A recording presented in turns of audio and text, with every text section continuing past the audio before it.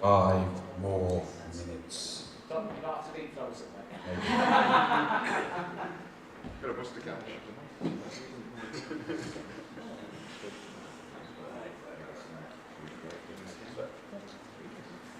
Slap it on the face a few times.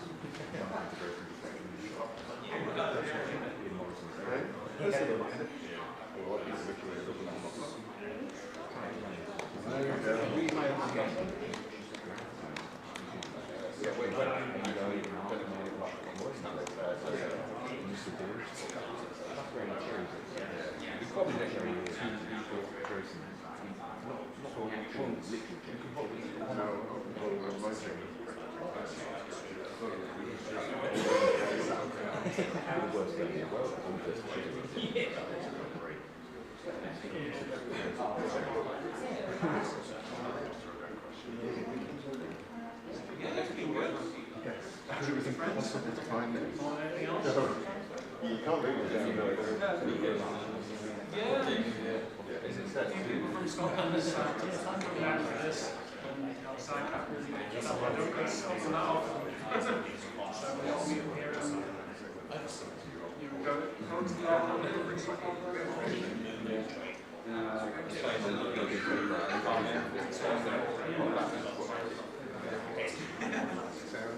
I just was playing the steel battalion with the console version. It's just big manual makes it learn how to play the game.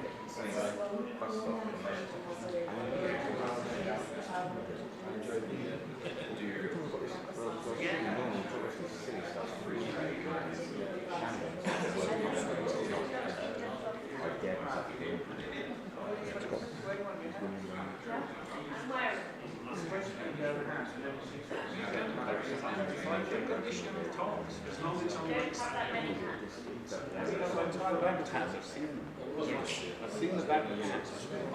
You got to that beforehand. So I got distracted by something and didn't see the rest of it. Obviously more than 4 hats.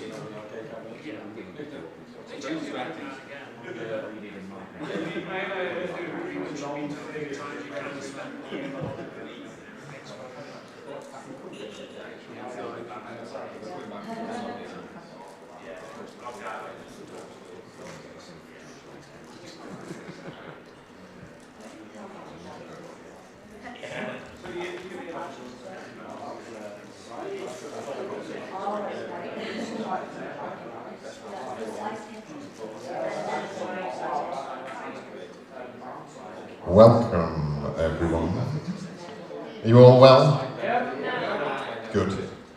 We're not going to ask you individually. So we're kludging this, I'm afraid.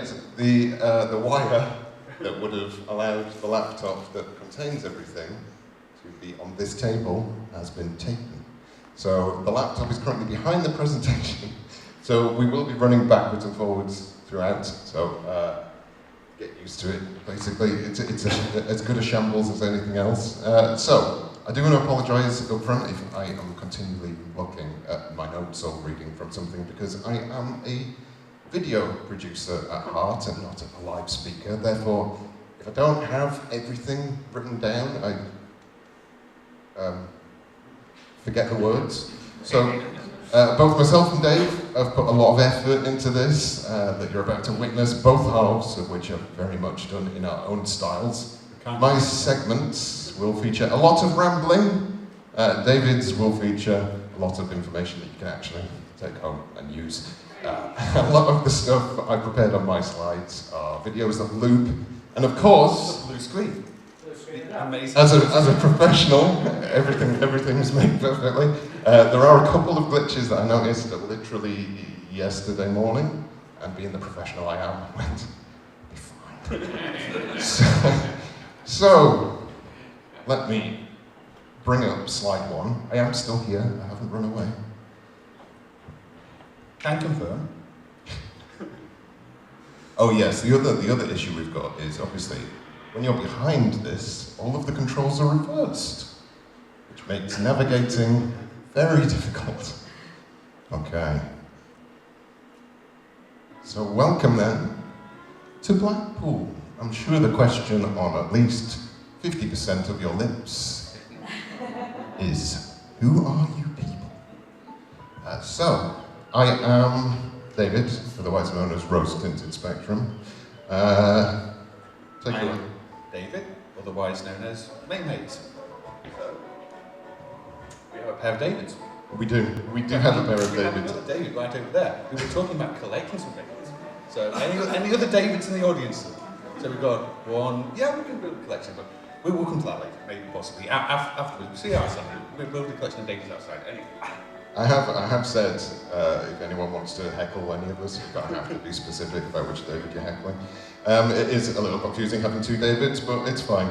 I was invited here because Ashens couldn't make it. Bear in mind, Ashens has over 1 million subscribers on YouTube. I have just over 4,000, so we're pretty close in terms of popularity. And while I'm sure no introduction is necessary for me, my hordes of fan, just in case you're unfamiliar with these two Davids sat in front of you, here's a little background on myself before I hand you over. When it works. So this is my channel. I don't know if anyone is familiar with my channel. I have been creating videos for the past 4 years now, generally about old crap nobody really remembers. Hence the 4,000 subscribers. It's quite difficult to advertise when people have never heard half of the games that you're talking about. But I also... Sure, people recognise Fred Flintstone and Popeye. Perhaps. That anonymous person from Slightly Magic, who I think might be called Slightly. Well, Slightly Magic is, yeah, it's not exactly the greatest Disney clone in the world, but there we go. Yes, so I am Rose Tinted Spectrum. And the channel now covers pretty much everything, not just ZX Spectrum, but also other systems that weren't as good as the ZX Spectrum was. But just trying to cause a fight. To get to this point, though, that you're seeing in front of you here, I went through a thing called childhood, and that childhood was given to me by these fine people.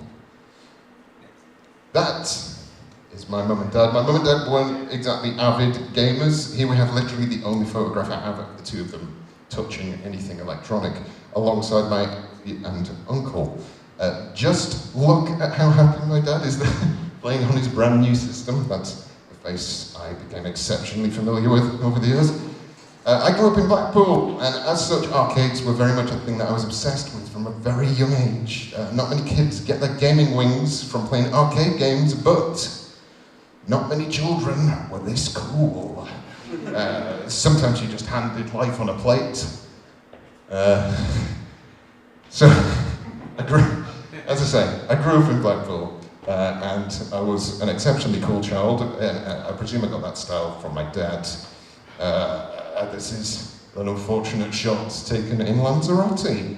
Speaking of which, I loved arcade games so much, I, for some reason, had to have my picture taken with the two arcade machines in Lanzarote.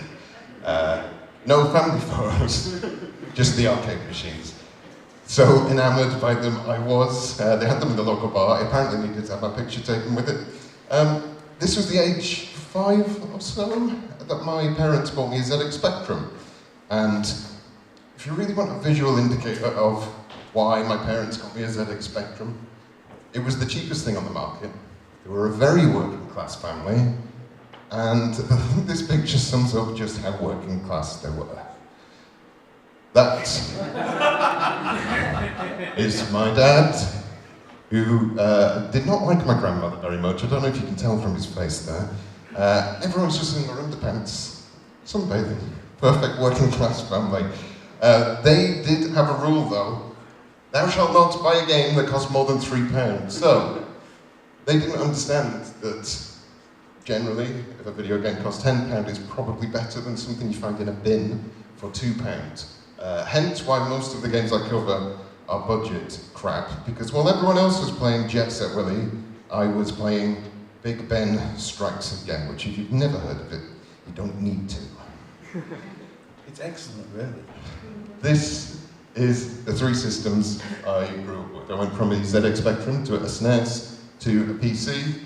And it was that PC that ended up putting me back into literally everything, thanks to perfectly fine legal emulation. I think that leads us perfectly to Main Hayes, who is not doing anything legal. Well, I'm not going to go into my life story in the same way because it's kind of boring. I was born in Derby, I grew up in Derby. There were no arcades in Derby. Well, there were maybe the odd one, but not a proper one. It's about as far away from the sea as you can. So my only experience playing arcades was really when I got to go on holiday, which was very rare because we didn't go on holiday very often as a family. So there's not much to show there. But most people will know me these days from the work I've done over the last 20 or so years, which is the work on the MAME emulator, where I just emulated a lot of games, and many of those have been truly awful discoveries, truly weird games, things that you ask yourself, why was this made? And that's kind of why I thought Rosie would be good up here, because I thought we had that in common, that I've watched many of his videos and thought, you know what, I love the cynical takes on the games, and yeah, I thought we'll do something along those lines. So anyway, but yeah, I'm guessing, is anybody not familiar with MAME emulator in here? Arcade emulation mainly, so if anybody's got any questions about that later, then I can ask later. But for now, I've got a YouTube channel, I stream. I've got my logo somewhere back here. Put my channel logo on here. It's just the one that says MAME. It's kind of a modified version of the main logo with Photoshop effects applied to it, which I thought looked kind of pink and kind of. I like pink. So there we go. This is a nice logo. So if you see this logo on YouTube with the H bar and the main bar, it's probably something to do with it. So there we go. You can't control it. Don't delete it. Don't delete it. This is my only problem. I've not come here to be cancelled. Right. It's gone. It's there. It's now got a checkered background because it's a nice and transparent one, so I can put it over everything. Right. So that's the introduction done. Now I believe I should pass you. It's all right, I'll grab that one. You've left it over there. Organisation. Told you, it's very professionally done.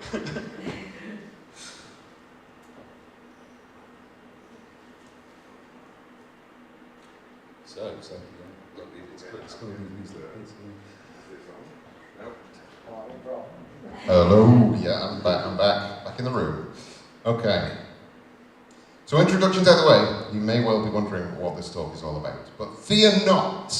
I have produced a wonderful, informative, catchy title that will explain everything, if I can get it to come on the screen. That mouse pointer is maybe a bit. It's huge! It's the only way that I can see it when I'm sat behind. Okay, you ready for this? It's a great title. It is called Video Games Are Weird, and they should feel weird. And you should also feel a bit weird about it. A presentation that's also just not a presentation. It's a bit like a competition, but the two hosts are not having a massive competition or anything. It's just a friendly sort of competition.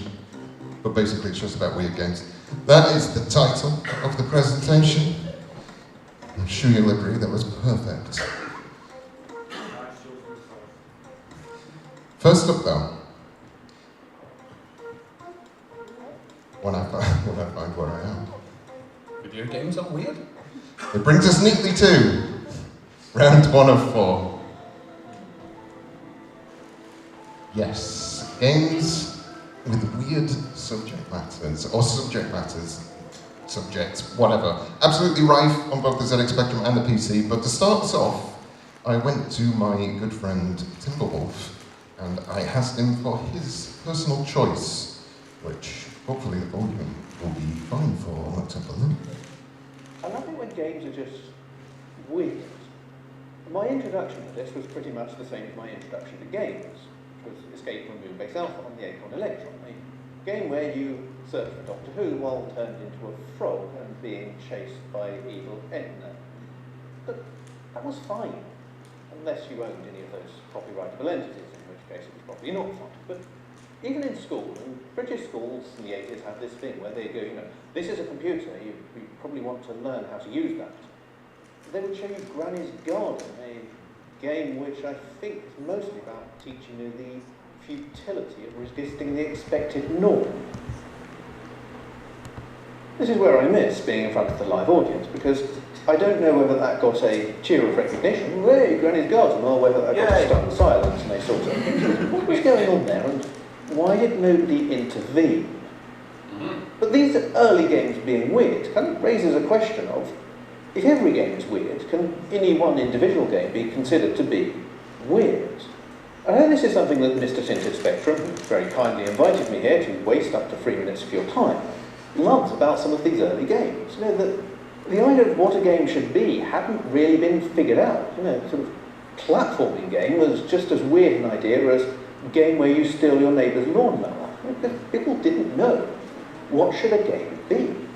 I like this, looking back with hindsight on these periods where sort of technology advances and people still have to figure out what is it that you do with it. So, for example, in the wake of Doom, you got a lot of 3D games, a lot of them were first-person shooter clones, but then you got things like Gremlins Normality, a point-and-click adventure rendered in a Doom-style engine, and also a game which teaches you very much the non-futility of resisting the expected norm.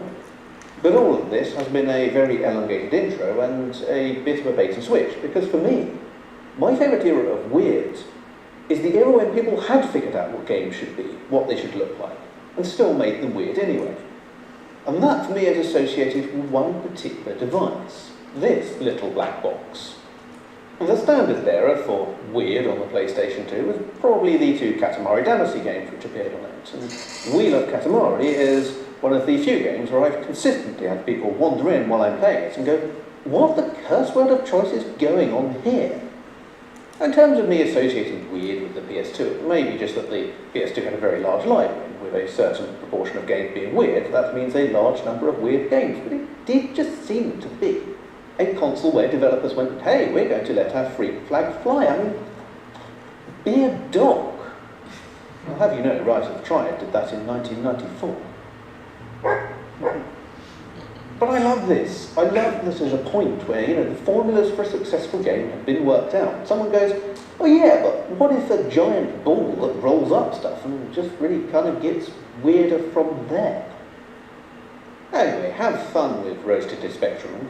Don't forget to ask them about that game with the legally distinct and very definitely not darlings. That is a weird one, even by Spectrum standards. That was Timberwolf there. Lovely channel. If you're unfamiliar with it, I would highly recommend it.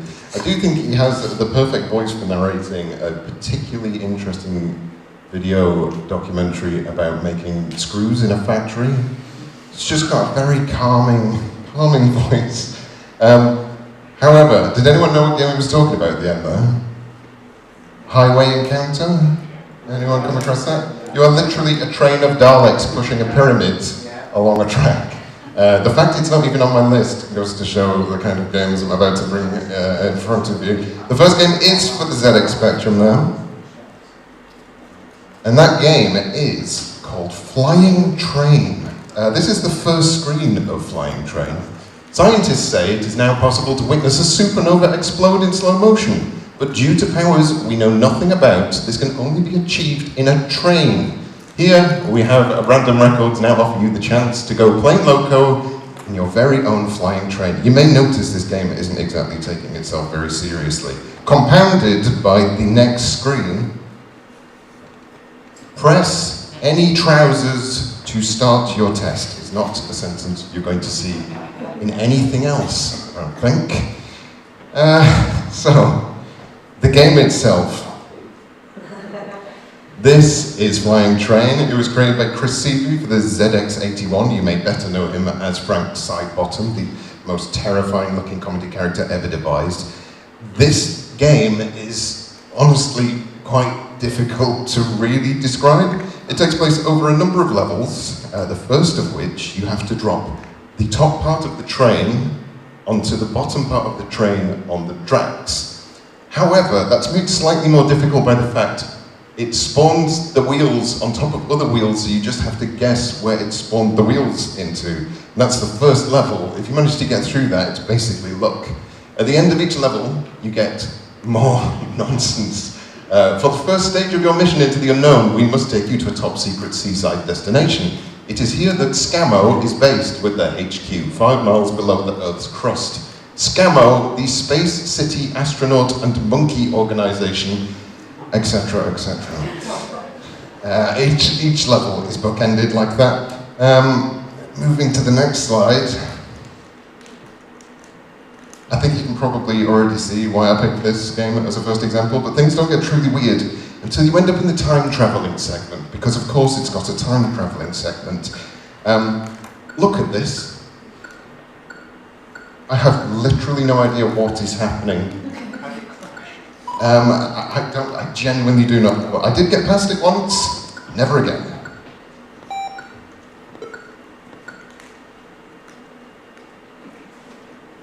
The next game on the table is something that I've not actually been able to get hold of in order to play, but I came across it a while back, and in terms of subject matter, I think it absolutely needs to be introduced to you all today. This is Frogs of War. Before that, can I just have a show of hands for people who believe they've had a really good game idea? No. Not one person. What I would have gone on to say is, how many of you people out there dreamt that amazing idea? Because Frogs of War is a game based on a man's dream. It was available on DOS, Windows, Amiga and Linux, and the gameplay looks a little something like this. Whatever is happening on the screen right now, your guess is as good as mine. So, Linus Sphinx, the developer of the game, kept having a recurring dream, one where he was a lizard man enslaved on an asteroid. He was tasked with digging tunnels using a robot, which, as you can see up here, was a frog-shaped robot that spat out slime. As the lizard people were rampant capitalists with no concern for their workers, they held a battle to the death in order to gain a promotion. This is what you're looking at on the screen right now. He literally dreamt this game. He built the thing for DOS and Windows, then he got annoyed with Microsoft, so he removed the DOS and Windows version, made it for Linux only instead, and he didn't just make it and move on, he's been making this game for 20 plus years. It's only been removed from the website maybe in the past couple of years, so again, this is why it's so difficult to get hold of. The lizards in the game speak their own language, so you never actually know what anyone is saying at any given time, and because it's based on a dream, it just makes no sense. It's essentially a stream of consciousness, and you absolutely cannot fault the dedication to making something so utterly bizarre. It isn't the weirdest one, though. No few runners-up for this. Cosmic War Toads is literally a game about being a cosmic war toad rescuing a princess on some sort of virtual board game. Gribbly's Day Out, a game in which you play as a single-footed frog monster who has to rescue tiny mushroom baby people from a terrifying black, look, that's one of the glitches, black crab that chases after you. The Sentinel, which I'm sure a lot of you have probably already played. How do you describe the Sentinel? You basically try not to get looked at. Very early first-person game where you take on the form of trees to get higher up a mountain to become other trees to get to the top of the mountain while other things are trying to kill you, but you can't move. Perfectly. You can just turn Perfectly around. normal. It's odd. It is definitely weird. Streaker, you literally play as a naked man on a space station. That's Streaker. Like that one. My parents did not like me playing that when I was a kid. No, it's not really worth playing. And Zombie Dinos from Planet Zeltoid, which sounds like it should be a classic B movie, but it is actually just an edutainment title. I assume they just threw as many child-friendly words at the title in the hopes that somebody would buy it, but none of them are the strangest. This is the one I've put for the strangest. This is Secret of St. Bride's. It's a crusty old text adventure. And you may begin by thinking it's just that, but there is a weird overtone of threat about the game. 'Game. It's even more concerning when you dig into who actually made the game. So up on the screen right now is Miss Martindale and her cohort. They were the matriarchs of a cult. Originally called the Silver Sisterhood, they transformed a huge building in County Donegal in Ireland into some sort of kinky Victorian boarding school where people would pay to go and live there and live without electricity. Now the question on most people's lips at this point is, if you're living without electricity, how do you make a ZX Spectrum game? And the answer to that is not particularly clear. In interviews, she basically just says, just because. And that's it. They have made something like 6 or 7 ZX Spectrum games. They've obviously since disbanded. But yes, I can't think of any subject matter that is more weird than an actual cult making a game. And the game is literally about escaping the cult. So I will pass you then to Mame Hayes, who is going to be running backwards and forwards just like I've been, and I'm going to sit down. Will we? So.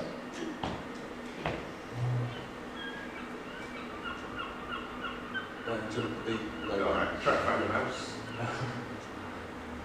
Here we go. Go that way, go that way. What's going on? Yeah. Got rid of it, it's fine. Okay, off you go. Right, so I was going to start along the same lines of, if I think about it, all games are kind of weird. If you were to get a book about a yellow creature running around a maze, eating everything inside, running away from ghosts, you would say that was a really, really weird book. But in terms of a video game, that is just your baseline, normal Pac-Man that everybody expects.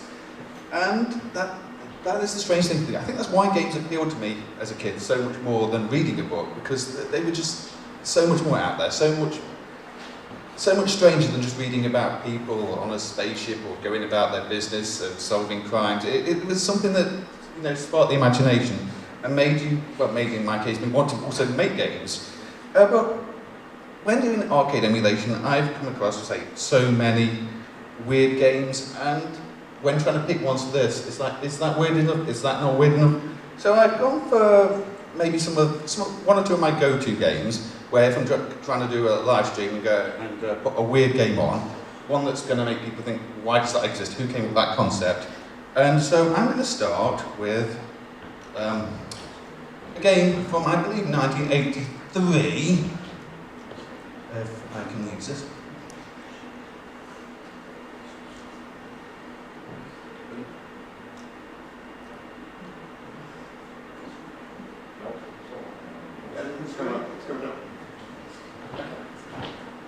So this is Snacks and Jackson, a game by Bolly Sente, say 1983, and it runs on framework-based hardware, so it doesn't quite have the professional look of a lot of arcade games. However, it's a very, very odd concept. Now, I don't know if you can read the instructions up there, but it's basically telling you to keep your nose in the air while eating everything. You can keep your nose in the air while using your head to eat everything. And this is the game.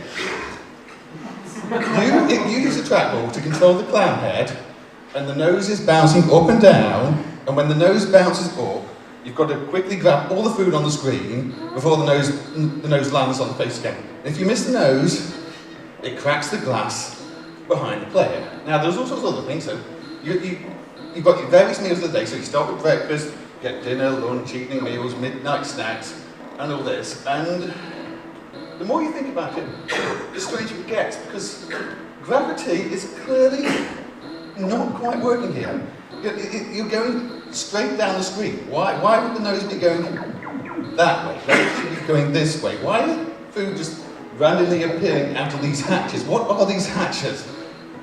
And I think because it's a clown, it's a little weirder too, because I know a lot of people find clowns weird and creepy and strange, and yeah, there are other games with clowns like Mr. Do, where it doesn't really need to be a clown. In fact, if you play the early prototypes of Mr. Do, he wasn't always a clown. But in this, it's definitely meant to be a clown. Now you've got pepper, you have to avoid the peppers.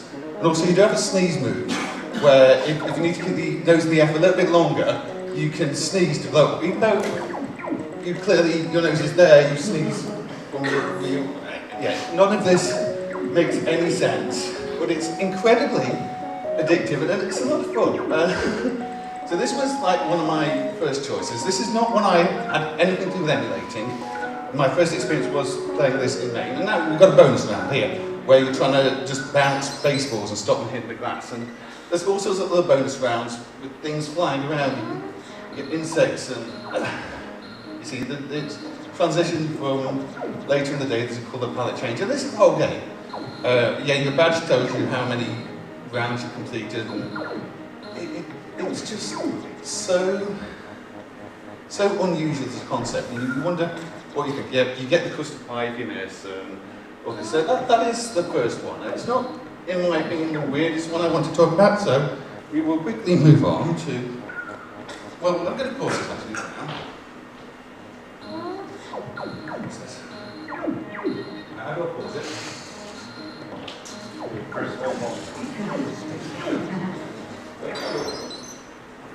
Is it paused? Right. There we go. Right. So, also, with arcade emulation especially, we're quite often buying all PCBs, non-working PCBs, random PCBs. There's no definitive record of every arcade game made, and there's lots of boards out there of games that were half finished, many games from famous developers, prototype boards, location test boards, and sometimes we get a new ROM dump from a board that somebody's bought that they don't know what it is, and it will turn out to be a long-lost game, one that is important in some way in history. And then there are other occasions when the board that turns up isn't a long-lost game. It doesn't meet the arcade standards you'd expect. You know, arcades carry a little prestige. Instead, you end up with Uncle Pooh. Now, this was made again in 1983 at the, when maze games were still quite popular, and you walk around as this long-bearded grandpa. I think you're trying to escape a flooded mine. I'm not sure. There's money bags everywhere. There's diamonds everywhere. And this water is catching up. And I don't think that's just the tide in Blackpool. I don't think this is, a prediction of next week and how things are going to go after you've had, too many curries down the road or anything like that. But yeah.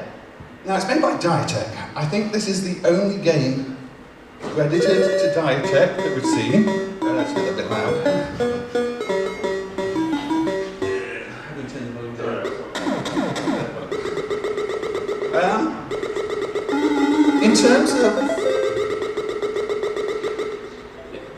In terms of the hardware, it runs on similar hardware to a game called Jack the Giant Killer, and another game that I won't be looking at because if I've got any footage of it, we'd probably get kicked out and never invited back. And that is Loverboy, which, don't look it up, it's terrible. No, we're not doing that one. So it's possible that there was some similar development stuff and they just released games under multiple different names, but it's impossible to find any proper information about this. But you see, you run around the maze, you use your power, by facing backwards and just get rid of the blocks, or you can put the money back to do the same. And you can also use your power to put on a pair of roller skates to move around more quickly. And again, how do you come up with this idea? Why are you an old man? Why do you have roller skates? Why are the roller skates using the same power meter as your flatulence? Why was this in the arcades? Who was going to go up to an arcade cabinet, with Pac-Mans and you all games that are quite serious, quite well respected, and then see Uncle Pooh. It's not necessarily a bad game. It's actually quite an easy game. If you want a game to give to somebody who's maybe not great at arcade games, yeah, it's not a bad game to play. And maybe that's the most surprising part, because you look at a lot of these weird games and they don't actually play well. They're not much fun. But the developers here clearly knew how to make a game that was actually fun, but still went for this juvenile theme in a time when maybe you would have expected this on a home system, although 83 maybe even a bit early for that. So, see this in the arcade, it's just so out of place, which is why I picked this. And you do find things like this all the time, just random games we've never heard of, and that's part of the fun of working on emulation really, is not knowing what you're going to find, because until this showed up, I don't think there was any documentation of it, I don't remember seeing advertising for it, fly for it, it was just like, oh, here's a game that nobody's going to have played for 40 years, and it's this. So that was Uncle Pooh, which I feel silly saying it, please. Uncle Pooh is good. Can't believe they didn't have it in.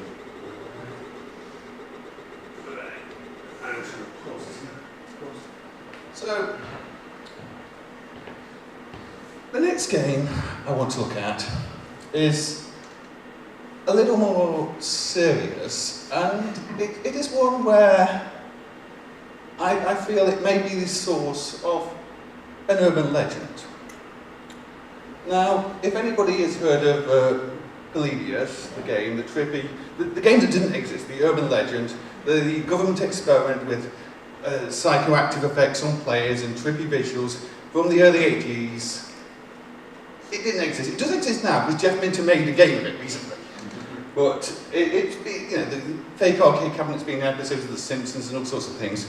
But I think that rumour, that legend, started with a different game. And that game is Simutrex Cube Quest. Now this is a Laserdisc game, and it is actually really good use of Laserdisc technology. If you're familiar with Laserdisc powered games like Dragon's Lair, which is basically just an animated cartoon, just press buttons at the right time to advance the next sequence. But Cube Quest is something entirely different. It's using Laserdiscs for the background, but there is still a proper game built on top. Now, this is the demo, so you've got the credits. It's presented a bit movie-like because it's Laserdisc, but let's just wait a second. So, yeah, it's a shooter. It reminds me a bit of Tempest, but without the structure. A bit of Gyrus too, if you haven't played that one. But you choose where you're going to go on the cube, and then suddenly you get these very interesting visuals. Now, in 1983, this would have been kind of mind-blowing. This is just the basic visual. This is the most simple, and it zooms down there. And the sound, you can't really hear much of the sound on this at the moment, but there's a lot of ambient sound that really pulls you into it. And so every section of the cube has got a different sequence of you going down this tunnel, and it does get very trippy. And after a while of playing it, you start to feel a little bit motion sick. I don't really get motion sickness, but staring at these visuals all the time, with all the colours, all the flashing colours, and I can see how this may be the game that started that route, because there's a few factors involved here. One, this is a Laserdisc game. Laserdiscs are notoriously unreliable. So this would have been in the arcades for a little bit and probably vanished after that. They're expensive to maintain. The board itself is a unique board with very unusual hardware, which, again, if it goes wrong, you're probably not going to find easy replacement parts.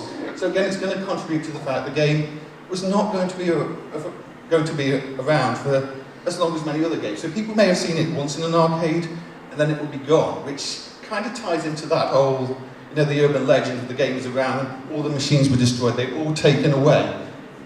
I think if I'd have seen this in 1983, I was 2 years old in 1983. If I was a gamer in 1983 and I saw this in the arcades, and I'd just come from playing something like Pac-Man a few years earlier, and then I've got this, I'd be thinking, was this a weird dream? Where are all these visuals coming from? Why is it suddenly zooming down a tunnel? And I'm not the first one to suggest that this may be the source of that, that urban legend. But to me, this is the most likely theory when it comes to that source. It does run in MAME. It's one of the handful of Laserdisc games that works well. And it was quite the discovery when I played it. And I still go back and play it every now and again. There you go, you see, this one gets even more tricky. These crystals are sort of warping and moving in and out at the same time. It's a very visually appealing, strange game, but say, very good use of Laserdisc technology. If they made more Laserdisc like this, Laserdisc games like this, I think the technology might have been about a little bit longer. But anyway, moving on from that one. And what I'd just like to talk about here is what we're doing. That's not. It's the same thing as some thermal did. It's doing something here. It's not meant to do. This one.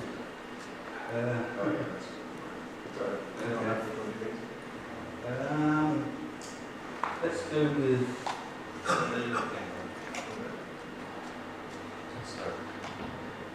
listen, from my last sort of category, I'm going to I don't want to nominate a single game for this, just a category of games, and that are these variety games, these mini game collectors. People say they're like WarioWare and things like that, just lots of little games.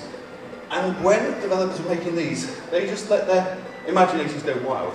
They put anything into them. This one, Gamberg in from Tecmo, has mini games where you are a baby taking a leak on a bomb fuse to put it out. Well, it's got this line on stone, and suddenly, as soon as you press the button, you turn into a statue. It's got another mini game where your head just explodes and flies in the air with blood everywhere and has to land on your body.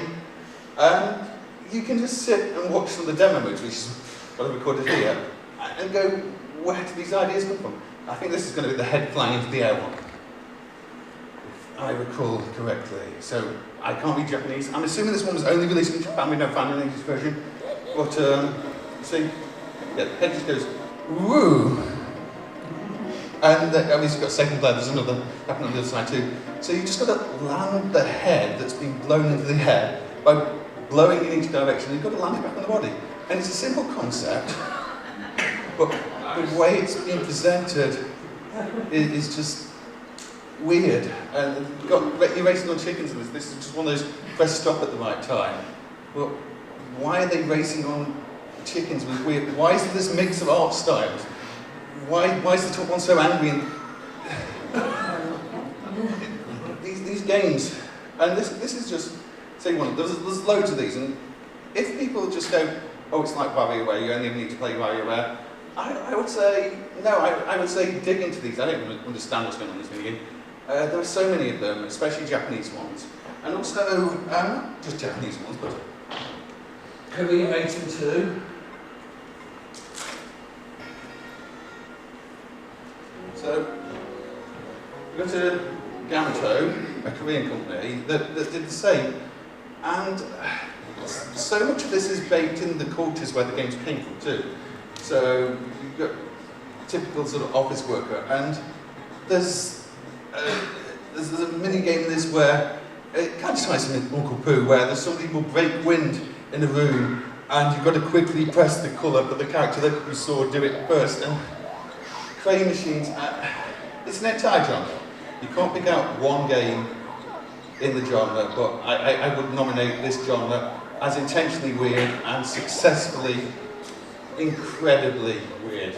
So, yeah, the concepts are reused. They try to do this one, goes to I think every single game. This is the honest one, I think. So, somebody did it that way. It's nonsense. It's utter nonsense. But yeah, so variety game. This kind of variety game is my nomination for weird games. And with that, I will pass back to Rosa. Thank you. I need to get this back to the place. Hold on.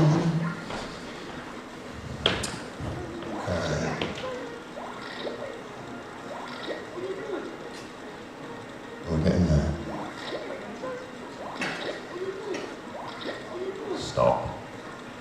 Stop. There we go. So next on the agenda is not St. Bride's again. I'm just moving this. Here we go. No friends, no dreams, no. So this section is basically about box art or art in general versus the description of the game versus the actual game itself. This is quite a common thing in the 80s where games looked extremely basic, so they essentially had to hype themselves up with an exciting cover or a story that would have virtually no relation to the collection of squares bouncing around on the screen. I asked Ashens to submit his choice for this one. And it will go up here when I press the correct button. When Mr. Rosie Specco asked me to make a video about deceptive old game boxes, one company sprang immediately to mind. Budget software publisher, The Powerhouse. Previously known as Alpha Omega, The Powerhouse distinguished itself stylistically from its previous incarnation by having incredibly cool painted covers for all its releases. Basically, they bought the rights to some of British artist Tim White's back catalogue, mostly sci-fi paperback covers, and in their early days used nothing else for their game art. They'd simply pick whichever painting they had the rights to that seemed the closest to the game. Sometimes this worked very well. White's art for Under a Calculating Star, an incredibly kinetic image of an attacking bird alien, works perfectly for Squidge, a game about a mutant pigeon. Squidge itself doesn't work perfectly, or at all, in fact, but that's not relevant here. Interestingly, Psygnosis reused the art again 4 years later for their game Obitus, but because it was Psygnosis, everyone thought Roger Dean painted it. This is Manifest Destiny, reused as the cover for Nakamoto. A contemplative alien in a spacesuit sits on a rock, looking up at the sky. What do you think this game is about? Obviously something sci-fi, maybe it's a puzzle game, and they're implying the alien is thinking about their next move, maybe? Well, let's look at the synopsis on the back of the box. This is heavy sheet, Gonzo. My Zob, you're ugly. You've got a face like an ill lizard. Throng did it, but then you did lure Davina to the Palace of Sin, but then who could resist? The only cure is Nakamoto. Try it, nude face, or spend the rest of your life looking like a squashed pig. Well, that's cleared that up, hasn't it? Time to reveal what the game's actually about. Wait for it. It's a platform game set in a factory or something. There are no aliens, unless this is one, and the synopsis is complete nonsense. Absolutely ridiculous. But I think the crown of lies rests on the head of the Equalizer. Using art from Roderick at random, we see the evolution of robots from little ape droid to librarian bot. This is clearly a game with a robot in it. The synopsis tells us, evolve, solve, equalize. Solve, evolve, equalize. It is only he with the genius skill, dexterity, IQ and reflex action who shall climb the evolutionary ladder and therefore be entitled to call himself the Equalizer. So it's a game about a robot that gets more advanced as you play. Surely. Surely? Wrong, it's a Wonder Boy knockoff. Simple as that. It features no robots or evolution whatsoever. Despicable. Before we go, we have to mention the one time a game's cover actually made it look less interesting than it was. Let us remember that this exists. Space shoot-'em-up Phalanx sold to the American public as Old Man Stebbins' banjo-picking simulator or something. Well, at least it's got a spaceship in it. At least I think that's a spaceship, isn't it? Ashton's there with a very good summary of the dark side of this particular subject. And honestly, I don't think you can really get better examples of publishers just outright lying. So I wanted to take a look at the other side of the coin, games that didn't necessarily lie, but also didn't necessarily tell the truth. These two games immediately sprang to mind. So I'm sure most of you will be familiar with the first one here. The first game is Dizzy. Now, as a child, I cannot begin to tell you how long I spent looking for Phil Mitchell and his brother in a cave and never finding them. There are no humanoids in Dizzy, apart from the main enemy, and he's a wizard. Neither of those two people are wizards. Why they drew this, I don't know, but for the life of me, I'd spent forever looking for these two guys and never found them, because they don't exist. On the other side, though, the story for Dizzy does actually make a fair deal of sense, so I can't really include it in this, and that kind of goes for Pod as well, because the story for Pod basically just says, this is just a shooting game, and it is, it's not lying, it is just a shooting game. But look at that cover. How nice and beautiful and eye-catching is that cover, and this is what the game looks like. It looks like vomit. These two things are not the same. Pod is not very good, as you can probably tell by what you're looking at. But while the artwork doesn't match the gameplay, it also doesn't actually fully lie. There is one specific game I have in mind for this, and in order to truly hammer home just what I'm talking about here, that's right, everyone's favourite bit, I need a volunteer. So, can you put one hand in the air if you have never heard of a game called Mind Out on the ZX Spectrum? You're all lying. Keep that hand in the air. Can you put another hand in the air if you can hold a pen? I made eye contact. Okay, so I need a volunteer, and it's going to be slightly more artistic. I won't make you come up here, but I will make you do it in your seat. What I want you to do is attempt to draw the description of the game. I'm bringing it round to you. Are you an artist, sir? No. This is going to be perfect. Here you go. Take a Sharpie, make it nice and big so I can show everyone else what you've come up with. But don't worry, it will look absolutely nothing like what they've come up with. I will read the description out to you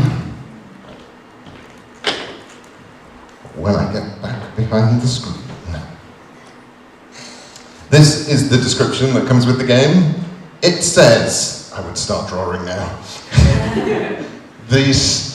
Let me get in front of this. That star of stage and silver screen, Bill the Worm, is trapped. Who can forget his outstanding performances in Worm Without a Cause, Worm Kong, the Worm of Dracula, the Worm with the Golden Gun, Gardener.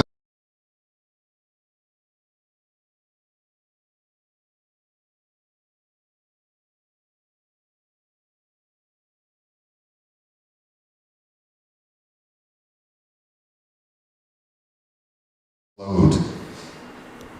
Just give him a breather. Oh no, poor Bill, oh Bill, we're coming, cried the damsels. The damsels, a host of starlets, all cloned from Bill's favourite leading lady, the glorious Nora Munro, have leapt forward into the hearts of a million cinema goers and also, unfortunately, into the heart of the minefields, and now are as trapped as Bill the Worm. The minefields lay before you, ominous, quite expectant. A cloud passes in front of the sun and a shadow races across the fields like a shroud. The mines wait for your final fatal footstep to fall, chuckling to themselves. The tension mounts, indeed, is this very suspense which drives the minds insane, poor creatures. Your mission lies before you. A worm to rescue and maybe a handful of damsels along the way. You edge nervously forward with sweat pricking your forehead. Bill snores on regardless of the famous dreaming of the famous cabbage scene from Snow White and the Seven Worms, where Snow White, played by Nora, and he fall into the heart of a cabbage, and the image fades to soft focus, which is replaced by waves falling on a rocky shore, except in Bill's dream, there are no waves or soft focus. It does go on. I'm coming straight to the art department. I've not even seen it yet. Oh my goodness. Okay, I'll let you keep the Sharpie, that's your reward. Actually more sensible than the real one. So let me just hold this up for everyone. This is what we have here. Don't know what's happening, but I like it. We have is this a female worm? Yeah, very good. A worm over here, the sun. Everyone likes the sun. That's Snow White. The Snow White, okay. Yeah. That's a minecart. Minecart, of course. Okay, made a fatal error. The mines are exploding mines. So, excellent work. It's got nothing on this. This is the actual cover.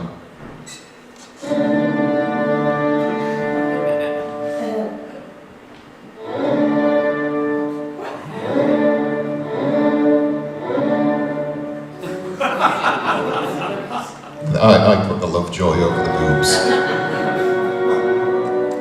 That's the Mind Out cover. Your guess is as good as mine, but compare that against the game.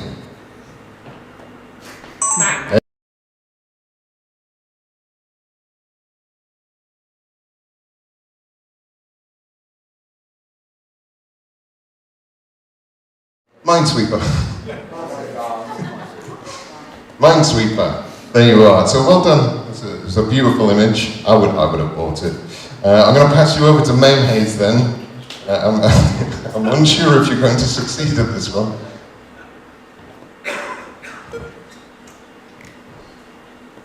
All right, I'm getting rid of him. Carry on. You're going to get blown up, are you? You might still be live. Right, which one of these? Okay, Nichibutsu, Neon-Busan, is an arcade company. They made some well-known games in the 80s. They made games like Mooncrester that was everywhere in the arcades. But they also made a lot of mahjong games, which usually featured ladies taking their clothes off.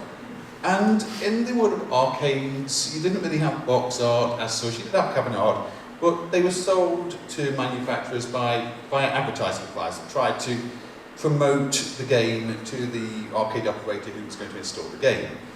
Now, with Nichibutsu making the mahjong games, they seem to have contacts for a lot of models. And sometimes when they weren't making mahjong games, they still used those contacts for the art on their flyers. And I've got two examples of that. The first of those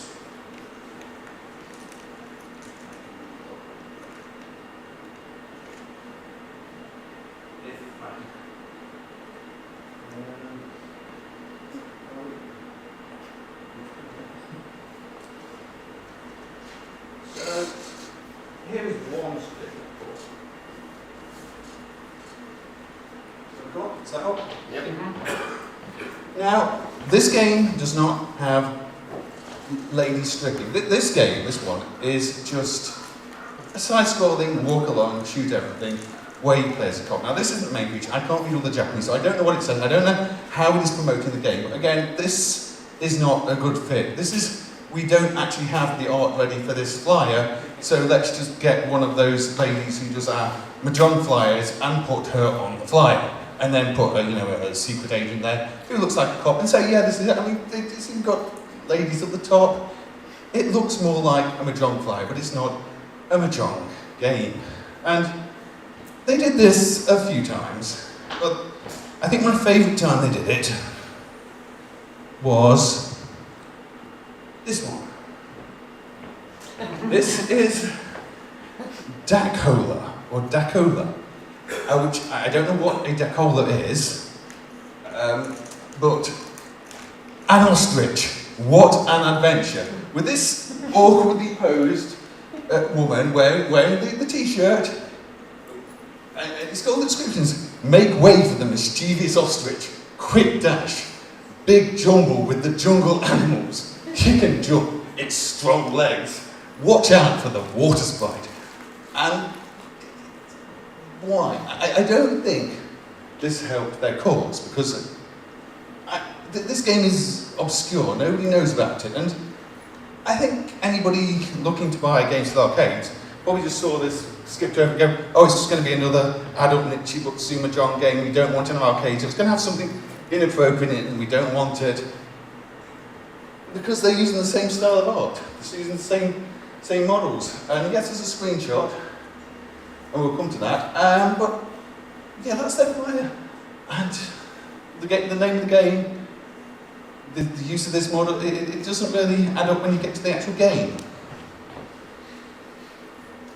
So,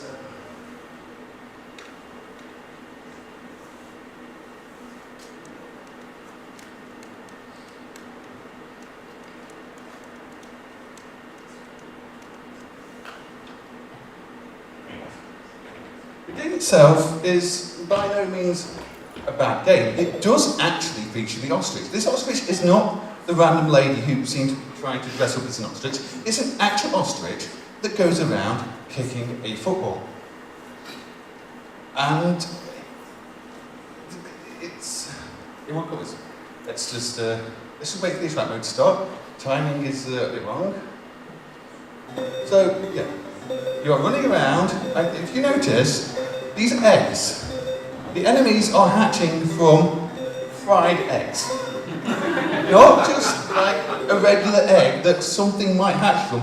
And you know, they're not even chickens. You've got mice hatching from fried eggs. You've got turtles hatching from fried eggs. Also, the footballs are also turtles. As soon as they roll up into a ball, they turn into this, what looks like some Amiga demo board, but in black and white. And then you kick it, and that's a football. And the whole point of the game is just to eliminate the enemies. Also, I'm terrible at it, so I keep kicking the ones myself. And yeah, you've got these rivers and these bridges, and you get some massive frogs or something jumping over you, which are twice the size of anything else. And it's a weird game where maybe there were no ostriches available to make the fly art for them, but nothing about it makes sense.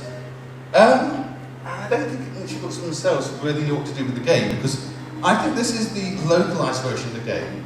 And if you look at the Japanese original, it does make a bit more sense. I've lost that task.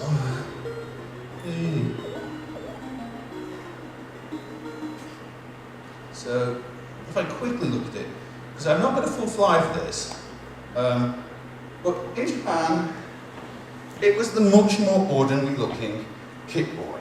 It's the same game basically, but that makes sense. That is a little boy kicking a football. I mean, you're still crushing mice with it, but relatively, that makes a lot more sense. So I don't know why they made these changes when they exported, why they decided they were going to go with that flyer, but neither game is popular. Both are emulators. I've not got footage for this one, but you get it. Oh, this is their typical Mahjong thing at the bottom there as well, on the same sort of page.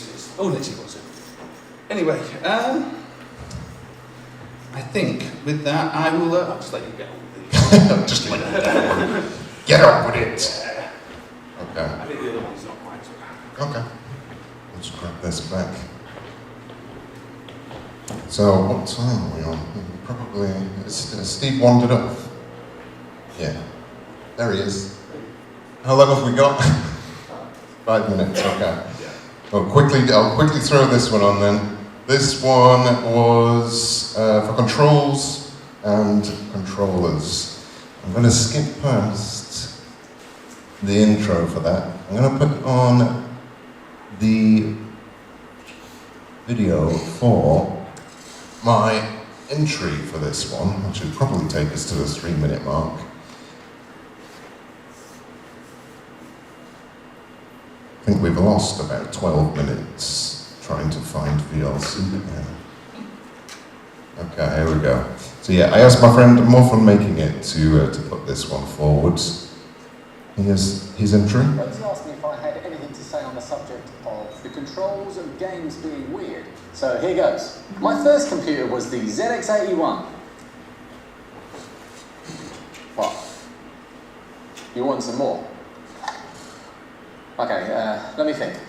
My second computer was a ZX Spectrum. No, not that one. The proper rubber-keyed original. In fact, I consider the dead flesh keyboard more of a controller than a keyboard. Point of fact, I could play most games on that controller better than I could type on it. Therefore, a controller, not a keyboard. Okay, can I go now? What? You want an example? Okay. But that's it, right? I need to go and do the washing up. So a good example of weird controls on the ZX Spectrum would be the groundbreaking, in my teenage bedroom, and seminal game, The Way of the Exploding Fist. One of a handful of games I owned and didn't copy, and for good reason. Games with complicated controls required in-depth instructions, which you didn't get if you were loading from a C15 you duplicated on your brother's Amstrad dual-deck hi-fi. Way of the Exploding Fist was, to me, a quantum leap in fighting games. The first home one-on-one smack 'em in the face with your foot game I had the pleasure of playing. On offer, according to the advertising of the time, which I'm sure is accurate and trustworthy, was the chance to challenge the computer facing opponents of progressively greater skill. That was cool, but the real kicker was compete with a friend. The Way of the Exploding Fist has it all. It also says, spectacular, startlingly original, epic, most televisual game I have encountered. Daily Mail. Oh wait, what? Never mind all that. What about these controls? The obvious choice for controlling a game with the ability to move instantly in 8 different directions with a modifier to double that to 16 different moves is a joystick. Well, I didn't have a joystick. When this was released, I could barely afford to buy the game at probably around £5. And so I learned to play this masterpiece on the keyboard, which, as I have previously explained, is pretty much a controller anyway. And at first glance, the controls were actually reasonably sensible in their layout. A and D move you forwards and backwards, X is crouch, W is jump. That all sounds great.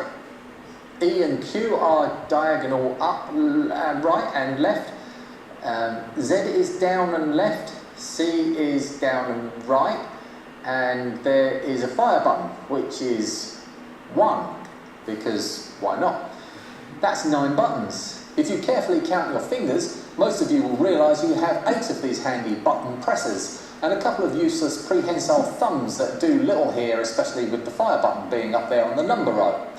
But with all that said, it actually kind of worked. I can remember making critical choices over which finger would go where, and which of the buttons/keys would be sacrificed to secondary importance. But the best thing about this game was you could play it against a friend squeezed in front of the Spectrum in the cosiest fashion, and a total of 16 fingers and various thumbs crammed onto this microscopic controller keyboard. For a few glorious days, I battled it out, punching groins, flying, kicking faces, and sweeping the leg with my best mates, Jason and Marcus. Then we probably got bored and played something else. Hello, Blackpool! That was more fun making it. As we're pretty much out of time, what I will do is jump straight ahead to the weirdest controller I've ever seen. Technically, it's not a controller, it is an ergonomic keyboard. But have you ever seen a keyboard?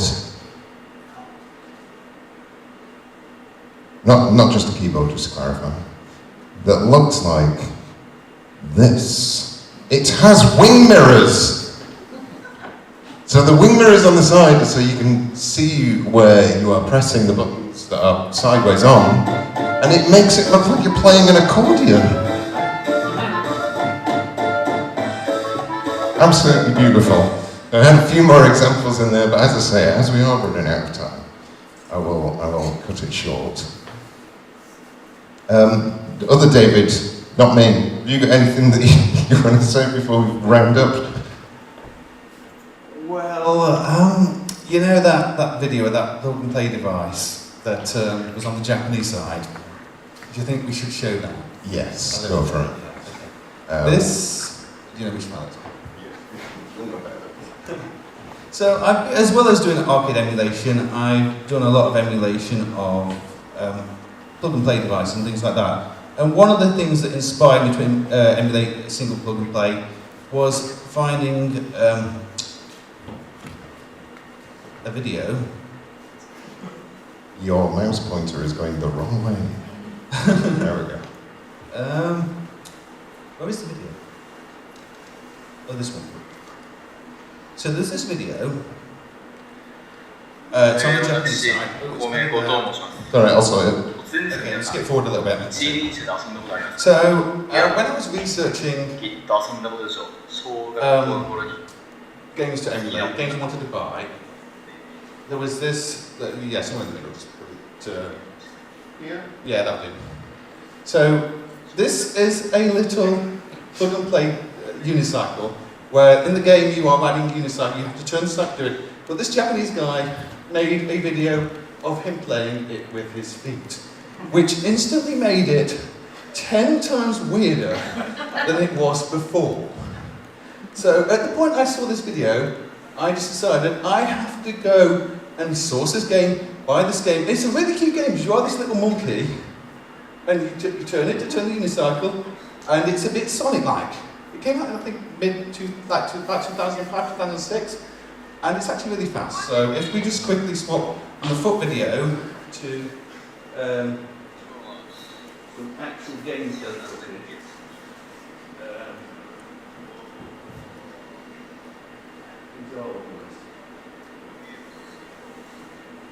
So quickly, this is going to be the last one. So this is the emulation capture from it. So it boosts some pointing screens. Do you want to skip forward a little bit, actually? Yes. Just so, because I can see what's on. Yeah, skip forward a little bit. So yeah, somewhere in the middle. So there, that bit. That. So let's now forward a bit. So yeah, it's a very Sonic-like game where you're going around these platforms, collecting all the fruit. You've got to collect a fixed number of fruit to reach the end of it, but it's just such an odd concept for a controller. This tiny little uniside, but you're meant to pedal with your hands, and yeah, it's not as weird as it could be, but seeing that guy trying to play with his feet, this is sometimes how you make decisions about what you're going to emulate, and that was one for me. It's really fast too. This is why I say it's like Sonic. Look, you're going up there, zoom along. It's got about 6 levels, and it's ridiculous. It runs on the Zabbix hardware. But anyway, to say that was my entry into the genre of weird controls. I was going to go on about how the evolution of bike controls things like that. So we are a little bit out of time, so we'll pause that one, and I will let Rosie round things up. Yeah, that's pretty much it. There was a good 50% more, I think, in there, but absolutely useless at working out how long things take to do live.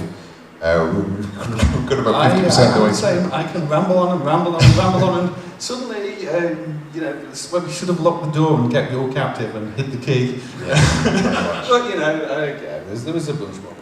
If you wish to see some of the things that I didn't get to cover, I will probably live stream at some point.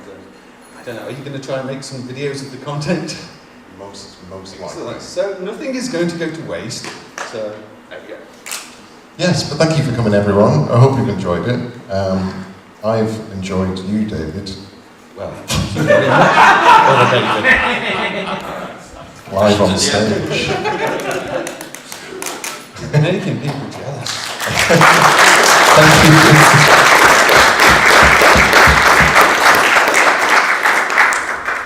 Now I'm going home. Why not? Okay, and thank you, Mr. Artist. I'm going to frame this. I will be around the main hall if anybody wants to come have a chat. So, anyway, thank you all, and I'll see you. Good timing. They did perfectly.